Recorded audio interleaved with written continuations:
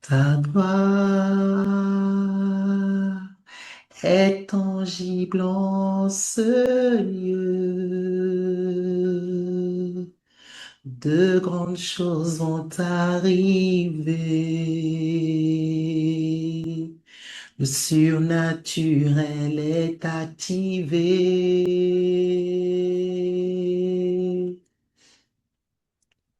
Yahweh, Rapha, Elohim, Shaddai, Jireh, Adonai se manifeste ici. Yahweh, Rapha, Elohim, Shaddai, Jireh, Adonai se manifeste en 2026. Oh, Yahweh, Rapha, Elohim, Shaddai, Jireh, Adonai se manifeste ici. Hello, hello. Bonjour à tous.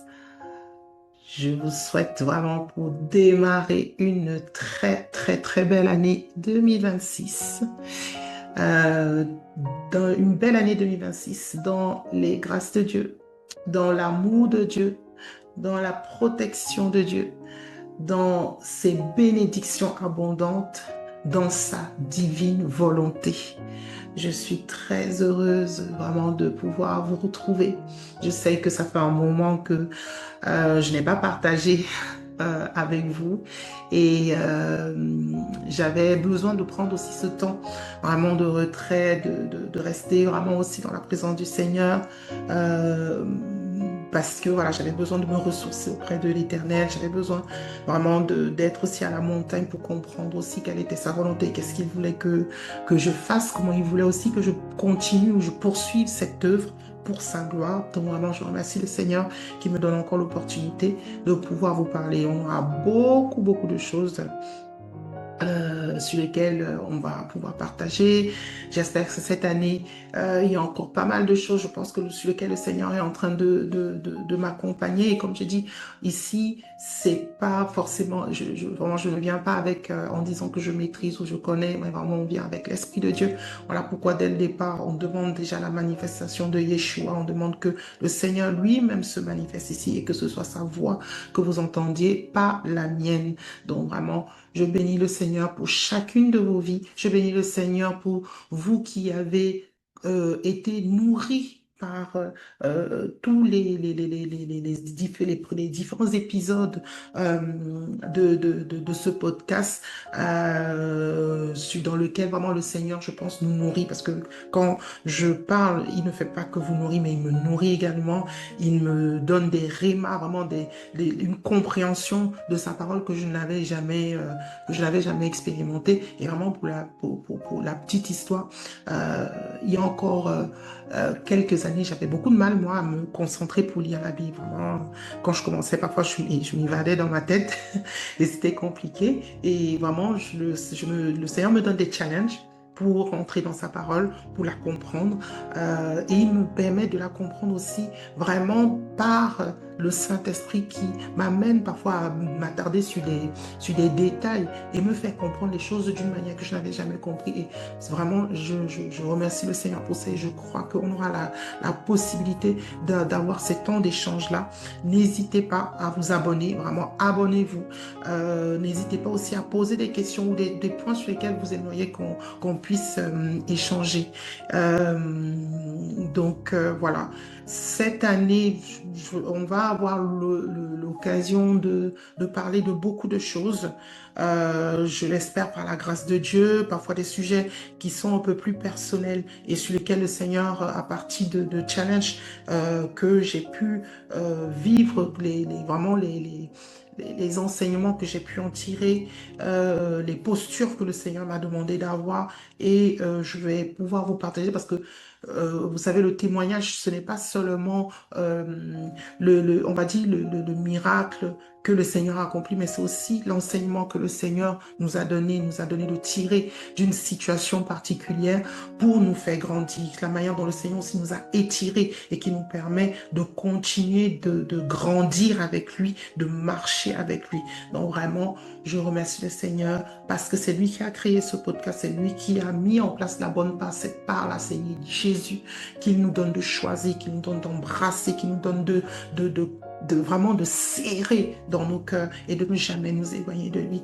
Vraiment que le Seigneur soit béni pour cette grâce qu'il nous fait encore. Alors, aujourd'hui, on va parler de quelque chose, c'est vraiment une thématique que le Seigneur m'a donnée. On ne va pas tout aborder aujourd'hui, ça c'est sûr. On va pouvoir parler de quelque chose vraiment que le Seigneur m'a mis à cœur à partir vraiment, comme je disais, de situations aussi. Vraiment, je vous ai dit, j'ai pris un temps de retrait aussi pour chercher la présence de Dieu et ça m'a permis aussi de comprendre quelque chose. Et vraiment, le grand sujet, on va dire, le thème central, ça va être la volonté de Dieu. Vous savez, quand Jésus s'est tenu à Gethsémani, où sa sueur était comme des grumeaux de sang. La parole de Dieu dit que sa sueur était comme des grumeaux de sang. Il était là, c'était dur, et il était seul face à cette situation, parce que il a fait venir quelques disciples, mais ces disciples-là, eux, se sont endormis.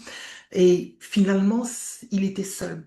Ça montre aussi que parfois, on a des situations où on est seul. Vraiment, parfois, on peut même en parler autour de nous, mais on n'a pas le support ou le soutien qu'on attend ou qu'on aimerait avoir. Pas parce que les autres ne veulent pas, mais parce que parfois, c'est des situations qu'on doit affronter seul, mais avec le Seigneur. Et il est venu devant le Seigneur. Il avait dit, mais priez même 1 heure. Il a dit à ses disciples, mais je vous demande ne serait-ce qu'1 heure, vous ne pouvez pas, vous vous endormez. Il était seul face à lui-même, face à son destin, face à la volonté de Dieu. Parce qu'à la fin, il dit, non pas ma volonté, mais ta volonté. Je vous mettrai, vous allez voir le titre, enfin le verset de référence. Il dit, non pas ma volonté, mais ta volonté. Là, il était en bataille entre sa volonté de ne pas subir ce qu'il allait subir, de ne pas être torturé comme il allait être torturé, de ne pas porter le poids, lui qui n'avait jamais péché, mais il allait endosser tous nos péchés. Mais il a dit, non pas ma volonté, mais ta volonté.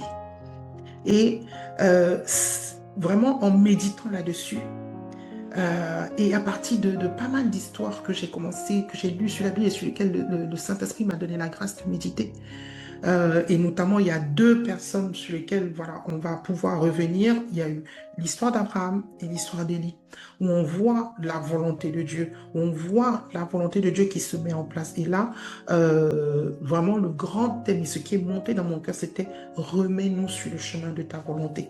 Et ça va être ça qui va nous guider sur, je pense, 3 à 4 épisodes où on va pouvoir creuser un peu plus sur cette question de remets-nous, en tout cas sur la thématique, remets-nous sur le chemin de ta volonté. Alors, je ne vous dis pas que ça va forcément se suivre, mais on aura des épisodes avec des sous-thèmes liés à ce thème-là. Et aujourd'hui, le Saint-Esprit m'a mis à cœur de parler d'abord d'une personne dans l'histoire d'Abraham et par corrélation dans l'histoire de Sarah. Donc, vraiment cet épisode va s'intituler Quitte tout, suis mes instructions et entre dans ma volonté. Ça, c'est ce que le Seigneur dit. Le Seigneur dit, quitte tout, quitte ce que tu as. Et on va s'appuyer sur plusieurs versets. Alors, notamment déjà, le premier verset va commencer avec au chapitre 12 du livre de Genèse. L'Éternel dit à Abraham, et à l'époque, il s'appelait Abram. pas Abraham. Il dit, quitte ton pays, ta patrie et ta famille et va dans le pays que je te montrerai. Deuxième verset de ce chapitre, il dit, je ferai de toi une grande nation. Je te bénirai, je rendrai ton nom grand et tu seras une source de bénédiction. Je bénirai ceux qui te béniront et je maudirai ceux qui te maudiront. Et toutes les familles de la terre seront bénies en toi. Donc, déjà, on fait une pause et le Seigneur dit, quitte tout. Le Seigneur dit, tu es dans un pays où tu es avec ta famille. Et là, le Seigneur te dit, quitte tout et va là où je t'envoie. Quitte tout et va faire telle chose. Là où tu es, ce n'est pas là que je t'attends. Là où tu es, ce n'est pas à ce niveau-là que je t'attends. Moi, je t'attends ailleurs. Je veux que tu ailles ailleurs parce que c'est là-bas que j'ai décidé de te bénir. C'est là-bas que j'ai décidé de te faire prospérer parce qu'il lui dit, quitte tout, fais ceci. Mais quand le Seigneur lui dit, je ferai de toi. Parce que tu auras quitté, donc parce que tu m'auras obéi, je ferai de toi. Je te bénirai. Je maudirai ceux qui te maudissent. Je bénirai les terres que tu vas fouler. Je bénirai ceci. Donc là, on est déjà dans la première étape. C'est d'abord de tout quitter. Et quand on parle de tout quitter, c'est tout s'abandonner complètement au Seigneur. C'est de dire, Seigneur, ce ne sera plus. Parce que là où Abraham vivait, c'était à Charan. Et à Charan, il était un peu maître de ça. Il était maître de ses lieux. Il faisait un peu ce qu'il voulait. Et à Charan, certainement, il y avait des hôtels avec des dominations qui n'étaient pas l'endroit où le Seigneur voulait construire quelque chose. Mais le Seigneur avait prévu un lieu où il allait l'implanter, un lieu où il allait le positionner, un lieu où il allait lui dire, vraiment répandre maintenant sa volonté. Abraham était appelé. Quand on prend le début de ce chapitre, le titre de ce chapitre, c'est appel, l'appel d'Abraham. C'est que le Seigneur l'a appelé à ce moment en disant que maintenant, c'est le moment. Il est temps que tu fasses. Et le Seigneur appelle Abraham à quel âge? Abraham a 75 ans. Quand le Seigneur l'appelle, quand le Seigneur lui dit, va maintenant entrer dans ta destinée, va prendre possession de ta destinée, va faire ce que j'attends de toi. Et Abraham ne se dit pas, mais j'ai 75 ans. Donc déjà, ça montre que avec le Seigneur, il n'y a pas de limite d'âge. Il n'y a pas de limite de temps. Il n'y a pas de limite de pays. Les frontières ne bloquent pas ce que le Seigneur a prévu pour chacun d'entre nous. Les frontières ne limitent pas notre Dieu. Donc, le Seigneur dit, quitte. Quitte là où tu es, quitte. Et c'est ce qu'il a dit à Abraham. Et quand il dit cela à Abraham, quelle est l'attitude d'Abraham? Abraham, ça va faire un peu le prémisse de ce que Yeshua a fait à Gethsémani. Non pas ma volonté, mais ta volonté.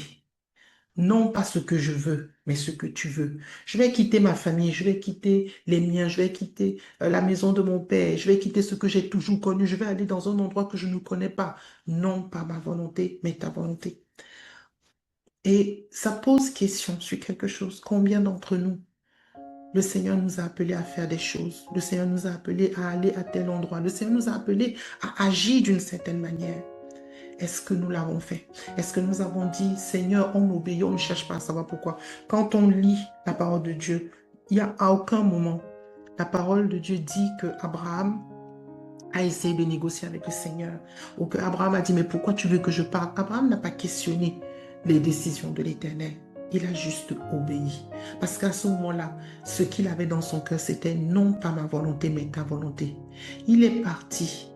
Il ne savait même pas dans quel pays il allait, puisque le Seigneur lui dit, va dans le pays que je te montrerai. Donc le Seigneur, quand il lui dit ça, il lui a même pas encore montré le pays où il doit aller, mais il sait qu'il doit aller. Il va juste suivre les directives. Le Seigneur lui dit, va à gauche, il ira à gauche. Le Seigneur dit, va à droite, il ira à droite, parce que il était obéissant. Et ce qu'on comprend en travers ça, c'est que pour entrer dans la volonté du Seigneur, un des critères, c'est l'obéissance. C'est pour cela que le Seigneur a dit à un moment au roi Saül, il a dit, l'obéissance vaut mieux que les sacrifices. Par la bouche de Samuel, il a dit, l'obéissance vaut mieux que les sacrifices. Tu peux te lever, aller à l'église participer à tous les programmes de l'Église. Tu peux faire tout ce qu'il y a à faire dans l'Église. Mais si tu n'obéis pas à ce que le Seigneur te dit, le Seigneur met vraiment sur ta route, le Seigneur te parle et tu n'obéis pas, tout ce que tu feras sera vain. Tu vas te rendre compte que tu travailles avec tes propres forces, mais tu n'es pas en train de travailler avec Saint-Esprit. Tu vas te rendre compte que tu t'épuises, mais tu n'es pas en train de travailler avec Saint-Esprit. Aujourd'hui, nous entendons vraiment, quand on prend le temps d'écouter ce qui se passe dans le monde, on se rend compte qu'il y a vraiment beaucoup de choses affreuses qui se passent dans le monde. Depuis le début de l'année, vraiment, on a l'impression que c'est coup sur coup. Il y a beaucoup de drames, il y a beaucoup de tristesse, il y a beaucoup de haine aussi. La haine a vraiment rempli les cœurs. La division a rempli les cœurs. Parfois, vous écoutez certaines histoires de famille et on se rend compte, il y a beaucoup même de divorce, des situations de divorce, des situations où les enfants sont vraiment en guerre avec les parents, en guerre entre eux-mêmes. Les parents sont même en guerre entre eux-mêmes. Et on voit quelque chose. Et vraiment, si on prend ça dans la cellule même des enfants de Dieu, dans l'église même de l'Éternel, il y a quelque chose qui est en train de se passer. On voit également ces choses-là. Pourquoi? Parce que l'une des premières choses, est-ce que la question qu'on doit d'abord se poser, est-ce qu'on est en train d'entrer dans la volonté de Dieu? Est-ce qu'on est en train de suivre la volonté de Dieu? Est-ce qu'on est en train d'obéir à la volonté de Dieu? Qu'est-ce que le Seigneur dit? Qu'est-ce que le Seigneur nous appelle à faire? Et est-ce qu'on le fait? Et je pense que aujourd'hui, pour tout enfant de Dieu, on est en un moment stratégique de notre marche avec le Seigneur, où tout ce qui est en train de se passer dans le monde, le Seigneur l'a dit. Le Seigneur avait annoncé que ça allait se faire. Il faut aller lire le livre je pense, de Jean. Le Seigneur dit que c'est des choses qui vont arriver. Tous ces bruits de guerre, tous ces bruits de haine, de persécution, c'est des choses qui vont arriver. Et il a dit, la foi du plus grand nombre vraiment va être ébranlée. Je paraphrase. Mais pour que ta foi ne soit pas ébranlée, est-ce que tu décides de suivre les instructions du Seigneur? La volonté de Dieu ce sont ses instructions.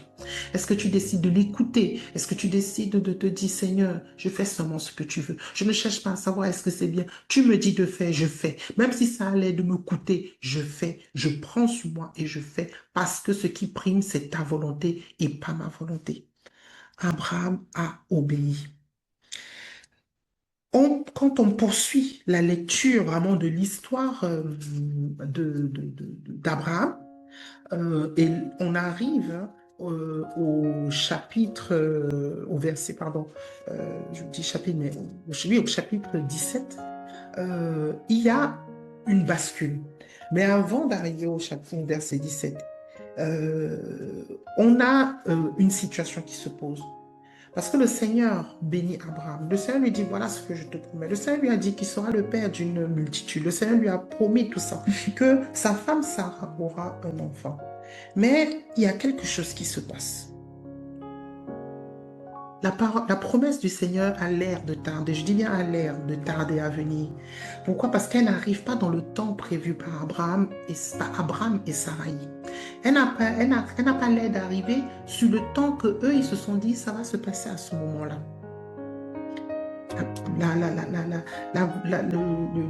La promesse là qui a été faite. Et là, qu'est-ce qui se passe? Le doute. Le doute arrive. Parfois, le doute peut venir nous empêcher de vraiment de patienter pour entrer dans la promesse et dans la volonté de Dieu. Et on va aller dans quelque chose où on retrouve la volonté permissive. Et c'est ce qui s'est passé.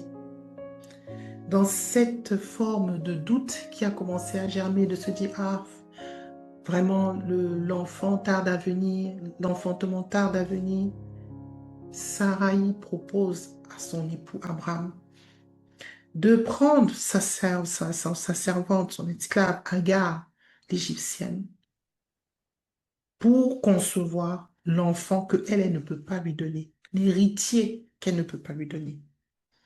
Et là, sachant qu'au au chapitre 15 du livre de Genèse, le Seigneur dit à Abraham, Abraham, au verset 1, n'aie pas peur, je suis ton bouclier et ta récompense sera très grande. Et là, Abraham répondit, Seigneur éternel, que me donneras-tu? Je m'en vais sans enfant et l'héritier de mes biens, c'est Eliezer de Damas. Abraham dit, tu ne m'as pas donné de descendance et c'est un serviteur de ma famille qui sera mon héritier. L'Éternel lui adressa la parole, ce n'est pas lui qui sera ton héritier au verset 4, mais bien celui qui naîtra de toi. Et là, le Seigneur le conduit, il lui montre les étoiles, il lui montre le ciel, et il dit, ta descendance, il dit, telle sera ta descendance. Il dit que tu ne peux pas les compter, c'est comme ça que ta descendance aussi sera.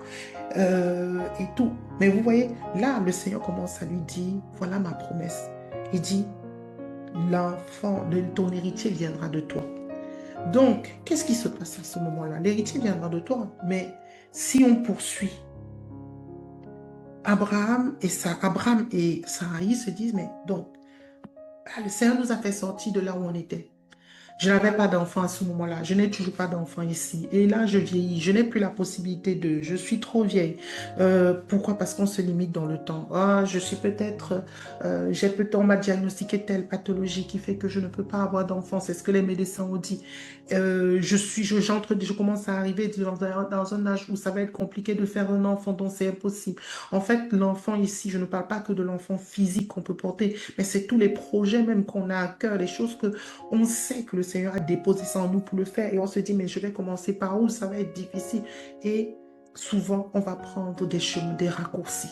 Et le raccourci, ça va être un hagard, ça va être une hagard qu'on va prendre pour avoir ce raccourci-là, pour entrer dans la volonté de Dieu. Parce que dans la volonté de Dieu, il y a la promesse. Dans la volonté de Dieu, il y a la prophétie que le Seigneur a établie dans notre vie. Il y a ce que le Seigneur a proclamé, a décidé sur notre vie. Mais nous, on va prendre le raccourci pour avoir ce qu'on veut, alors que ce n'est pas ce chemin-là que le Seigneur nous a demandé de faire. Et là, on va entrer dans la volonté permissive, parce que le Seigneur a laissé faire. Le Seigneur n'est pas venu bloquer. Abraham est parti concevoir un enfant avec Agar, qui s'appelle Ismaël. Mais quand Ismaël entre dans la maison, on aura l'occasion un jour de parler de ce que Agar et Ismaël peuvent faire quand nous-mêmes on laisse entrer des Agar et Ismaël dans nos mariages. On aura vraiment l'occasion d'en parler et vous me direz ce que vous en pensez. Mais voilà, donc là, il y a quelque chose où Abraham certainement se dit, mais c'est bon, l'enfant est venu de moi puisque cet enfant a son ADN.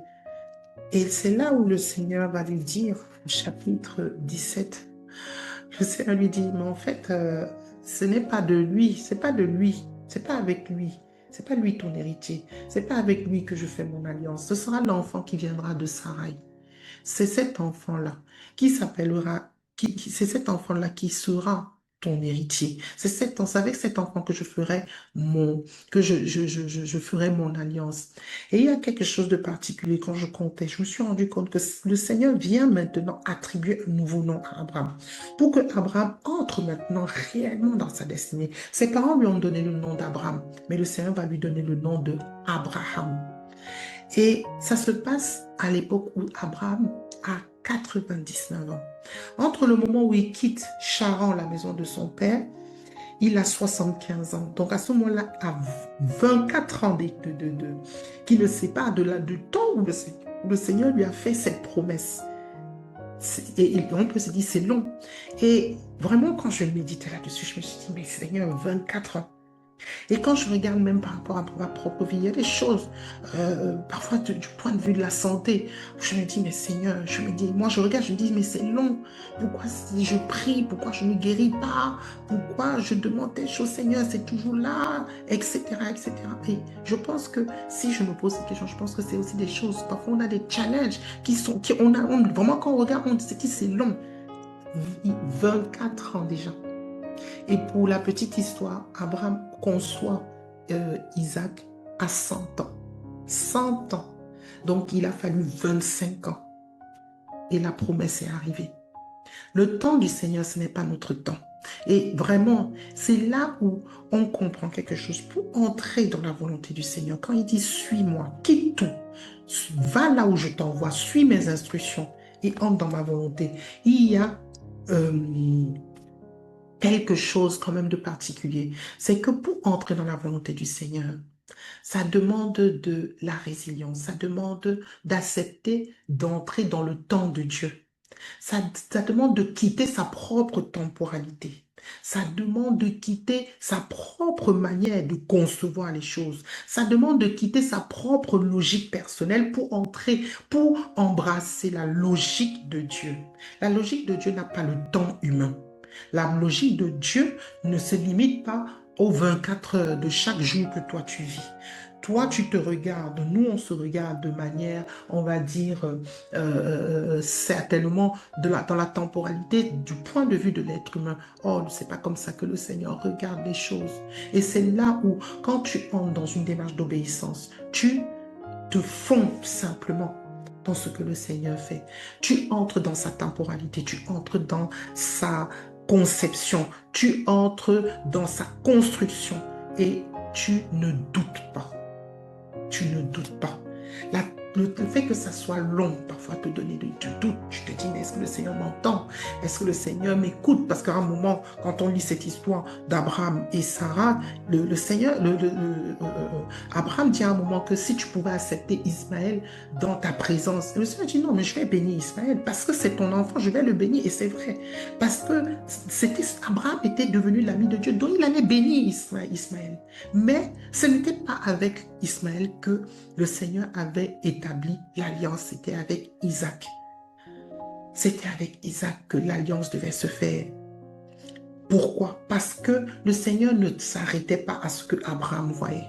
Le Seigneur allait plus loin parce qu'il devait à un moment, par cette lignée-là, se faire chair et venir sur terre pour prendre nos péchés, pour ôter nos péchés.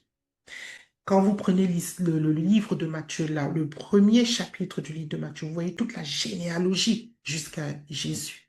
Et vous voyez comment le Seigneur a construit la généalogie pour faire entrer Yeshua sur terre. Et c'est juste waouh, c'est juste magnifique. Donc, la vision du Seigneur ne s'arrêtait pas qu'à Abraham. La vision du Seigneur allait plus loin. La vision du Seigneur allait plus loin. Et souvent on a du doute et vraiment ça peut arriver d'avoir le doute. Ça peut arriver de se dire mais Seigneur, jusqu'à quand je vais supporter ça? Jusqu'à quand cette situation va perdurer? Abraham a attendu 25 ans. 25 ans pour avoir son fils. 25 ans pour voir la promesse du Seigneur s'accomplir. Mais malgré tout, même quand le doute est venu, Abraham est entré dans la volonté de Dieu. Abraham a accepté la volonté de Dieu. Abraham a accepté que ce que le Seigneur a dit va s'accomplir.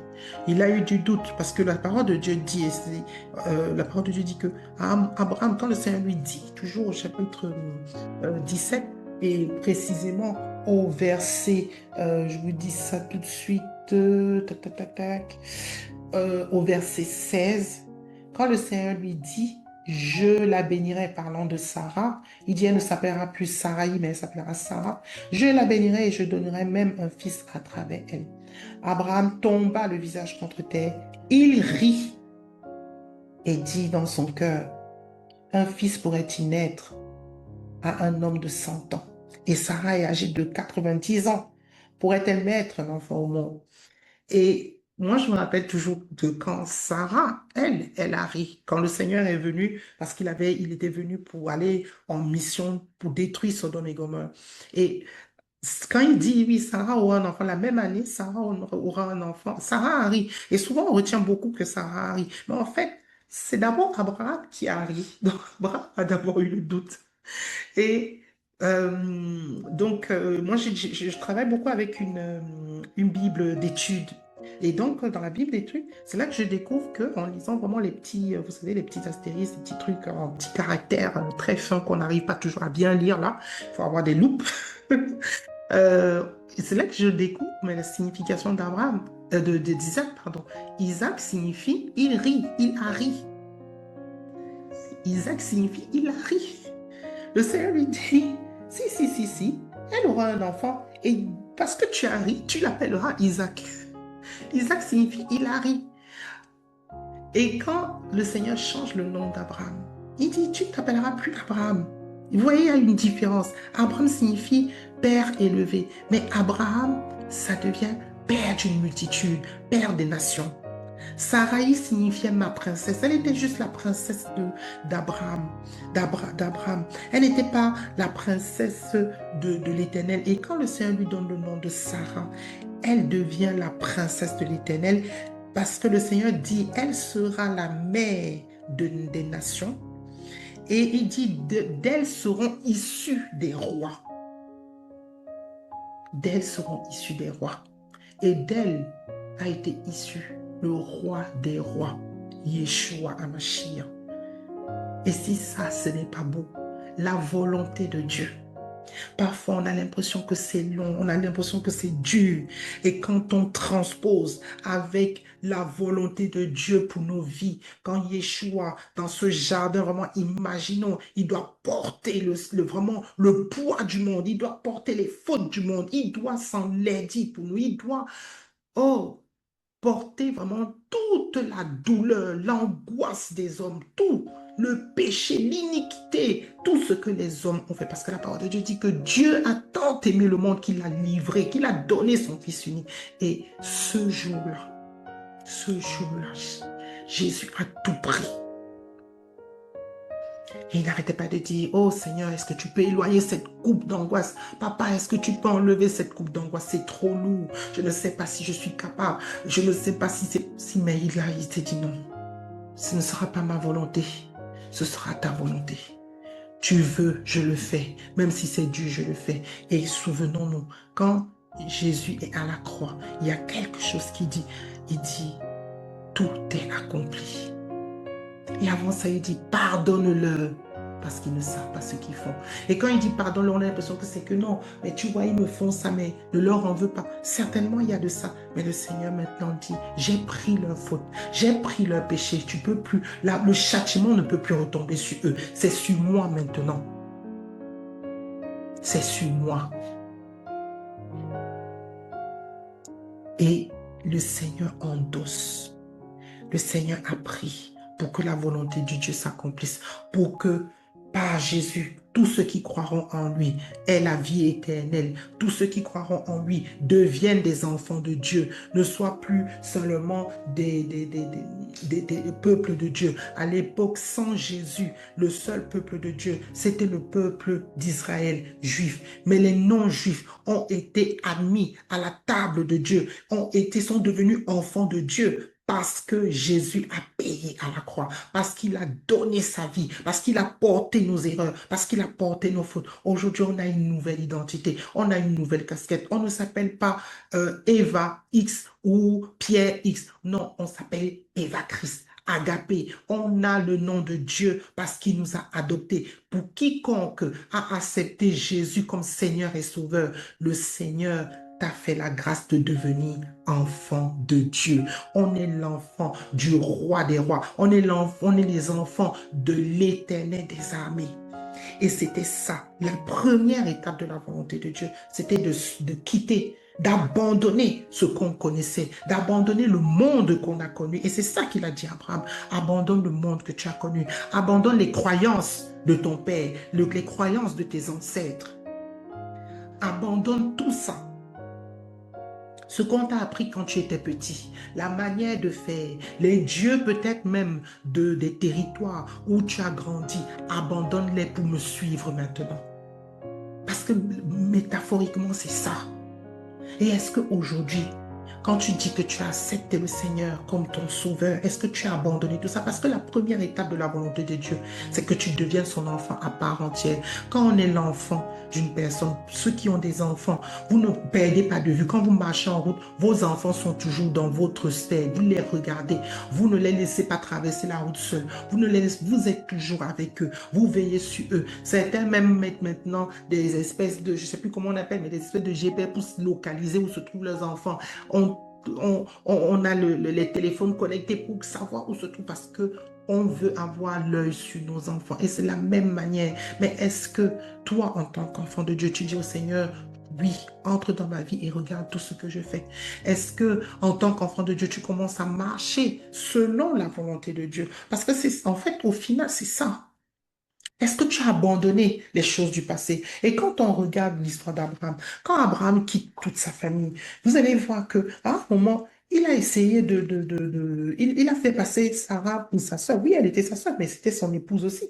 Sauf que il va et bref, il tourne un peu les choses et il y a je crois que il y a un monsieur qui, à un moment, prend Sarah pour épouse. Et le Seigneur lui apparaît et dit que moi, je vais te maudire si tu fais même quoi que ce soit avec elle. Tu vas avoir des problèmes. Et là, il dit à Abraham, mais pourquoi tu me fais ça? Pourquoi tu m'as fait ça? Pourquoi tu ne m'as pas dit qu'elle était ta femme? Pourquoi tu ne m'as pas dit? Vous voyez, il y avait encore ce côté peut-être de sa famille, ce côté un peu escroquerie, mensonge qui restait. Et on va même le voir hein, avec ses petits-fils. On va le voir avec Jacob, qu'il y a encore cette graine-là de mensonge, d'escroquerie, où on essaie de blouser tout le monde. Et lui, il a fait ça avec son frère. Et ça a failli lui coûter la vie. Donc, où on retrouve un peu ce genre de comportement. Donc, vous voyez, et c'est là où le Seigneur dit, non, mais laisse tout ça, laisse toutes ces choses qu'on t'a appris. Moi, je vais t'éduquer. Moi, je vais te donner des instructions. Je vais t'apprendre les nouvelles règles. Je vais t'apprendre comment marcher avec moi. Je vais te montrer ce que c'est que d'être l'ami de Dieu. Je vais te montrer comment croire en moi. Quand ils sont arrivés, comme Sarah était très belle, il avait peur. Je crois que c'était ça, il avait peur qu'on veuille le tuer à cause de Sarah. Donc il avait dit, si on te demande, tu dis simplement que tu es ma sœur et tu n'es pas mon épouse. Et donc, on voit justement tout ce côté-là où vraiment, il y avait encore des restes des apprentissages un peu on va dire, de ce qu'il a toujours connu, de la manière dont il a toujours été élevé, mais de faire comme ça, quand tu veux te sortir d'une situation, il avait oublié qu'il y a il y a un Dieu, le Dieu Tout-Puissant lui avait dit, sors, c'est moi qui te montrerai la voie, c'est moi qui te montrerai où aller. Et si le Dieu là qui te dit, je vais te montrer où aller, tu vois une situation, tu dis, Seigneur, comment je fais? Mais il a voulu faire par son intelligence. Mais sauf que c'est une intelligence qui était caduque, qui n'était pas, elle n'était pas saine, elle n'était pas propre. La parole de Dieu dit dans Proverbe que l'intelligence humaine n'est que sottise et parfois l'intelligence qu'on a peut nous amener à faire des choses qui ne sont pas forcément, euh, parfaites. Donc voilà. Et, euh, et donc, voilà. Et là, voilà, c'était Pharaon, c'était en Égypte, parce qu'il avait peur. Et donc, et il a été frappé. Et là, le Pharaon appelle Abraham, c'est même, oui, c'est le chapitre 12. Et il lui dit, qu'est-ce que tu m'as fait? Pourquoi ne m'as-tu pas informé que c'est ta femme? Pourquoi as-tu prétendu que c'était ta sœur? De ce fait, je l'ai prise pour femme. Voici maintenant ta femme, prends-la et va-t'en. Donc, ouais, quand on tourne, on fait des choses, ce n'est pas bon. Mais le Seigneur lui a dit, ça là, comme ça, il faut laisser. Et c'est ça, en fait. Le Seigneur nous demande le renoncement. Renoncer à, renoncer à faire ci, renoncer à toutes ces choses. Quand il dit, quitte ça, ça veut dire, laisse tout ça. Laisse toutes ces choses, laisse toutes ces croyances ancestrales, laisse toutes ces choses-là qui, en fait, ne peuvent pas cohabiter avec moi. Et donc, comme ça ne peut pas cohabiter avec moi, ça ne peut pas cohabiter avec la volonté que j'ai pour toi, avec vraiment les promesses que j'ai pour toi. Et ça, c'est là où le Seigneur veut nous emmener. Et c'est la première étape pour entrer dans la volonté de Dieu, pour se remettre dans la volonté de Dieu. Alors, vraiment, si j'ai vraiment, on va dire, je vais appeler ça peut-être le mot de la fin, c'est vraiment de se dire, quelles sont ces choses que tu n'as pas encore quittées, mais que le Seigneur te dit de quitter pour le suivre? Quelles sont ces choses que tu n'as pas encore abandonnées alors que le Seigneur te dit laisse ça? Quand il dit laisse ta famille, laisse les croyances ancestrales, laisse les batailles là de la famille, laisse toutes ces choses pour me suivre. Donne-toi complètement à moi. Et c'est la première étape pour entrer dans la volonté de Dieu. C'est la première étape pour faire la volonté de Dieu. Quand le Seigneur te dit laisse ta famille, ça ne veut pas dire que tu dois les mettre de côté, que tu ne dois pas leur parler, que ceci, c'est pas ça que le Seigneur dit. Le Seigneur dit simplement toutes ces choses qui sont de l'œuvre de la pratique ancestrale, qui sont de l'œuvre de comment tu as toujours fonctionné, même au-delà de la famille, de la manière dont tu as toujours fonctionné, mais où tu as ce péché-là qui t'empêche d'entrer complètement dans la volonté de Dieu. Le Seigneur te dit, c'est le moment de laisser, c'est le moment de tout abandonner pour me suivre. Et je vais terminer avec ce verset, c'est dans Matthieu 19 au verset 21. Jésus lui dit, si tu veux être parfait, va vendre ce que tu possèdes, donne-le aux pauvres et tu auras un trésor dans le ciel. Puis viens et suis-moi. Aujourd'hui, le Seigneur te dit, viens et suis-moi. Laisse toutes ces choses, laisse le monde et suis-moi. Que le Seigneur vous bénisse. Je crois fermement que, tout comme moi, le Seigneur aussi vous a vraiment édifié, que le Seigneur vous a aussi apporté quelque chose. Aujourd'hui, le Seigneur est en train de nous dire qu'il est en train de nous amener dans une dynamique où il va nous donner un nom nouveau. On a peut-être le nom que nos parents nous ont donné, comme Abraham et Sarai, mais aujourd'hui, le Seigneur est en train de nous dire, je t'appellerai par le nom que j'ai choisi pour toi, le nom prophétique, le nom divin. Donc demandons au Seigneur, Père, je laisse tout pour te suivre. Maintenant, fais-moi entrer dans la prophétie du nom divin que tu as déclaré sur ma vie. Soyez bénis au nom de Jésus. Amen.